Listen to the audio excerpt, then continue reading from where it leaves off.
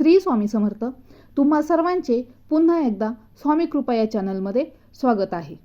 येत्या 15 एप्रिलला स्वामी समर्थ महाराजांची पुण्यतिथी आहे आणि ह्याच दिवशी स्वामी समर्थ महाराजांनी आपल्या कार्याची, आपल्या या अवतार कार्याची समाप्ती केली होती. तर या दिवसाचे औचित्य साधून आपण गुरुचरित्राचे पारायण करत असतो. पण गुरुचरित्र पारायणा व्यतिरिक्त अशी कोणती सेवा आहे ज्याने तुमच्या मनातल्या सर्व इच्छा, मनोकामना पूर्ण होणार आहे? आणि बऱ्याच जणांना या सेवेचा सुद्धा अनुभव आलेला आहे. आणि ती सेवा म्हणजे कोणती? तर आजच्या या व्हिडिओमध्ये आपण ती माहिती बघणार आहोत. तर चला तर मग व्हिडिओला सुरुवात करूया. स्वामी समर्थ महाराजांच्या पुण्यतिथी निमित्त जो सप्ताह असतो केंद्रामध्ये, तर त्या सप्ताहामध्ये गुरुचरित्राचं वाचन केलं जातं. त्या गुरुचरित्राचं पारायण असतं. तर ह्या पारायणासाठी बरेच सेवेकरी बसलेले असतात वाचन करण्यासाठी. पण असं बऱ्याच सेवेकरांची इच्छा असते, खूप लोकांची इच्छा असते का आम्हालाही पारायण करायचं. पण गुरुचरित्राचे जे पारायणाचे जे नियम आहेत, खाण्याचे नियम आहेत, किंवा बाहेरगावी सहसा जावं लागत नाही, असे जे काही नियम आहेत, त्यामुळे बऱ्याच जणांना इच्छा असूनही पारायणाला बसता येत नाही. मग अशी कोणती सेवा आहे का त्या सेवेने सुद्धा आपल्या सर्व इच्छा, मनोकामना पूर्ण होणार आहेत? तर ती सेवा म्हणजे महाराजांची सर्वात आवडती सेवा आहे. तर ती सेवा म्हणजे स्वामी सारामृत या पुस्तकाचे पारायण. बऱ्याच जणांना स्वामींची सेवा करायला आवडते, किंवा इच्छा असूनही जे नियम आहेत, ज्या अटी आहेत, तर याच्या भीतीपोटी इच्छा असूनही बरेच जण सेवा करायचे टाळतात. पण असं काही करू नका, कारण की स्वामींची भक्ती करायला फक्त तुमची निस्सीम भक्ती पाहिजे असती. मला तर एक सांगायचं आहे, स्वामी सारामृताचं पारायण करायचं आहे ना, का असं केल्याने असा अनुभव येतो, तसं केल्याने तसा अनुभव येतो, असं अजिबात काही नाही आहे. बरेच जण असं वेगवेगळ्या पद्धतीने सांगतात, पण तसं काही नाही. तुम्हाला जसं वाटतं तसं पारायण करा. आणि आता काय होतं, काही जण म्हणतात नियम अटी पाळूनच पारायण करायचं का? तर एक लक्षात घ्या, महाराजांची सेवा करण्यासाठी कुठलाच नियम नाही, अटी नाही. फक्त तुमचं मन, तुमची सेवा करण्याची इच्छा पाहिजे. बाकी महाराजांना तुमच्याकडून काहीही नको. तुम्ही ज्या शुद्ध भावनेने, निर्मळ भावनेने महाराजांचं पारायण करता आहे ना, ते फक्त महाराज बघता. तुमची जशी इच्छा असेल ना, तसं पारायणाला बसा. तुम्हाला जर इच्छा असेल संकल्पयुक्त करायचं आहे तर संकल्पयुक्त करा. जर तुमची इच्छा आहे तर मला संकल्पयुक्त नाही करायचं, मला स्वामी पुण्यतिथीपर्यंत जेवढे माझे पारायण पूर्ण होतील तेवढे मी करेल तरी चालेल. जर तुम्ही संकल्पयुक्त केला तर मनामध्ये काय राहतं ना, टेन्शन राहतं. कमी संकल्पयुक्त पारायण करताना काय इतकं बोलले, 21 पारायण करायचे, 31 पारायण करायचे, 11 पारायण करायचे. आणि काही केल्याने कधी कधी काय होतं ना, स्वामी महाराज पण आपली परीक्षा बघत असतात. आपले तेवढे पारायण होत नाही किंवा खूप अडचणी येतात. त्याच्यामुळे जर तुम्हाला शक्य असेल तर संकल्पयुक्त करा, किंवा नसेल करायचं तर तुम्ही बिना संकल्पाचं सुद्धा पारायण करू शकता. जर तुम्हाला संकल्पयुक्त करायचं ना, तर मागच्या पण व्हिडिओ सांगितला आहे संकल्प कसा करायचा. तर त्याच पद्धतीने संकल्प करायचं. नाव, गोत्र, इच्छा, तुमची इच्छा काय आहे, पारायण तुमच्या मनोकामना ज्या असतील त्या सांगायच्या आहे. परत किती पारायण करणार आहे, आणि महाराज माझ्याकडून सेवा निर्विघ्नपणे पूर्ण करून घ्या. तर हे तुम्हाला संकल्पामध्ये सांगायचं आहे. आणि स्वामी सारामृताचं पारायण तुम्ही हे दिवस रात्र कधीही करू शकता. असं नाही का तुम्ही रात्री नाही वाचू शकत. तुम्ही रात्रीसुद्धा 8-9 वाजेपर्यंत याचं वाचन करू शकता. त्याच्यामुळे असं दुसरा कोणताही नियम नाही. खाण्यापिण्याचे जसे गुरुचरित्राला नियम आहेत तसे याचे कोणतेही नियम नाही. कुठे जाण्याचे पण काही बंधन नाही. फक्त काय करायचं आहे, तुमची ही सेवा होऊपर्यंत, 15 एप्रिलपर्यंत तुमची ही सेवा होऊपर्यंत तुम्हाला फक्त मांसाहार करायचा नाही आहे, पुरुषांनी मद्यपान वगैरे करायचं नाही. ह्या 2च गोष्टी तुम्हाला वरच्या आहे. बाकी तुम्हाला कोणतेच नियम धरायचे नाही आहेत. पुढची सगळ्यात महत्त्वाची गोष्ट म्हणजे, जर तुम्हाला शक्य असलेच तर एक बैठकीचं पारायण करा.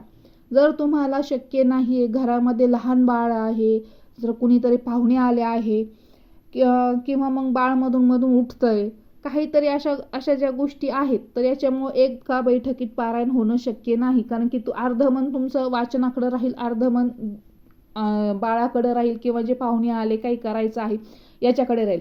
याच्यासाठी काय करायचं तुम्ही तर 7-7-7 असे 3 अध्याय तीन याच्यामध्ये तुम्ही वाचू शकतात दिवसभरामध्ये.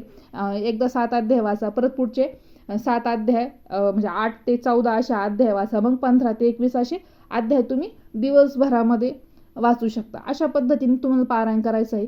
जर ज्यांना शक्य आहे एका बैठकीत तुम्ही एक पारायण करू शकता तर एक पारायण करा. कुणाला जर शक्य असेल तर 2 पारायण करा, पण 2 पेक्षा जास्त 3-3, 4-4 पारायण एका दिवसाला करू नका. कारण की फक्त वाचायचं म्हणून वाचू नका, नुसतं बोट ठेवायचं आणि वाचायचं, भरभर वाचायचं असं करू नका. कारण की प्रत्येक अध्यायाची फलश्रुती असते. ते शब्द न शब्द आपल्याला लक्षात आला पाहिजे. फक्त वाचायचं म्हणून वाचन करू नका, ते ग्रहण करता आलं पाहिजे आपल्याला. अशा पद्धतीने वाचन करायचं आहे. आणि ज्यांची 108 पारायणाची ज्यांनी सेवा सुरू केली आहे प्रकट दिनापासून, तर त्यांनी अजिबात नव्याने काही करायची गरज नाही आहे. त्यांची जे चालू आहे ना पारायण तेच त्यांनी करायचे आहे.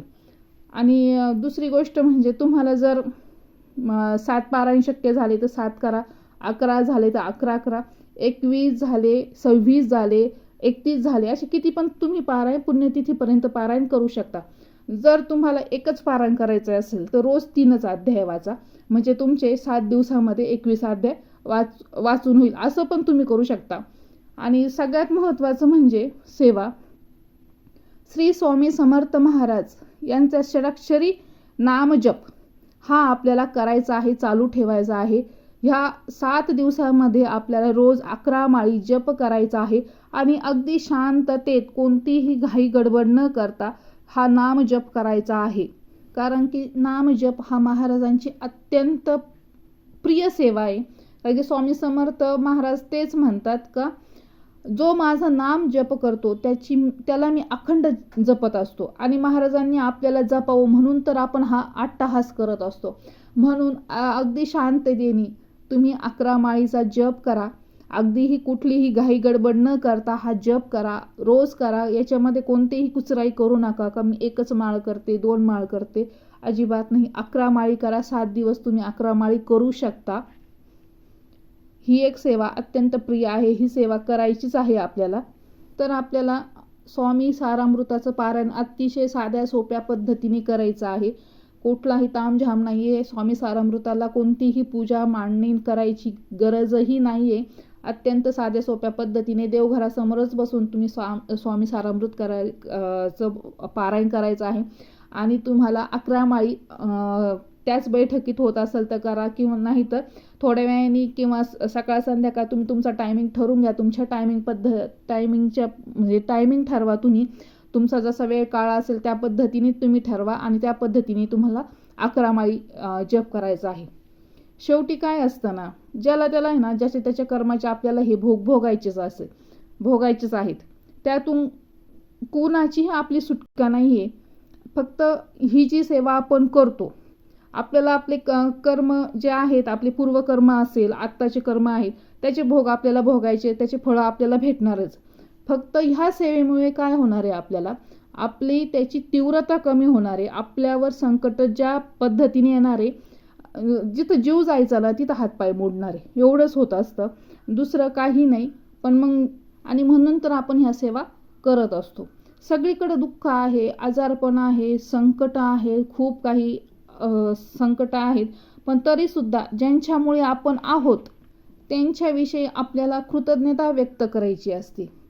कधी कधी काय होतं ना, आपण असं दुसऱ्यांचं दुःख ऐकतो, आपण बघतो, आणि अशा वेळेस आपल्याला असं कधी कधी मनामध्ये एक समाधान असं वाटतं का आपल्या आयुष्यात जे समोरच्या व्यक्तीला दुःख आहे हे महाराजांच्या कृपेमुळे आपल्या आयुष्यात तेवढे दुःख नाही. आणि ही तर आपल्यावर खरीच श्री स्वामी समर्थ महाराजांची, श्री दत्त महाराजांची कृपा आहे. आणि आपल्याला आज त्यांच्यामुळे उद्याचा दिवस पाहायला मिळतोय आणि आज सुखात आहोत आपण. तर त्याविषयी आपल्याला स्वामींची, महाराजांची, दत्त महाराजांची कृतज्ञता व्यक्त करायची. म्हणून आपल्याला ह्या सेवा करायच्या आहेत. तर ह्या सर्वांनी ह्या सेवा मनापासून करा. सेवेमध्ये भाग घ्या. केंद्रात जमले तर केंद्रात करा. केंद्रात जर तुम्हाला वाचन करायला जमलं तर केंद्रात सुद्धा करू शकता. घरी केलं तर घरी करता. अन्नदान करा, श्रमदान करा, दुसऱ्यांविषयीचे वाईट विचार सोडून द्या, सेवा करताना शुद्ध मनाने करा, सात्विक मनाने करा, दुसऱ्यांचा द्वेष करू नका. कारण की मनामध्ये द्वेष धरून तुम्ही सेवा करूच शकत नाही आणि तुम्हालाही त्या सेवेचं फळ भेटणार नाही. तर आजची सांगितलेली माहिती आवडलेली असल्यास व्हिडिओला लाईक करा, शेअर करा आणि कमेंट करायला नक्की विसरू नका की तुम्ही ह्या सप्ताह काळामध्ये कोणती सेवा केली, श्रमदान केलं, अन्नदान केलं, काय केलं हे कमेंटमध्ये सांगायला विसरू नका. श्री स्वामी समर्थ.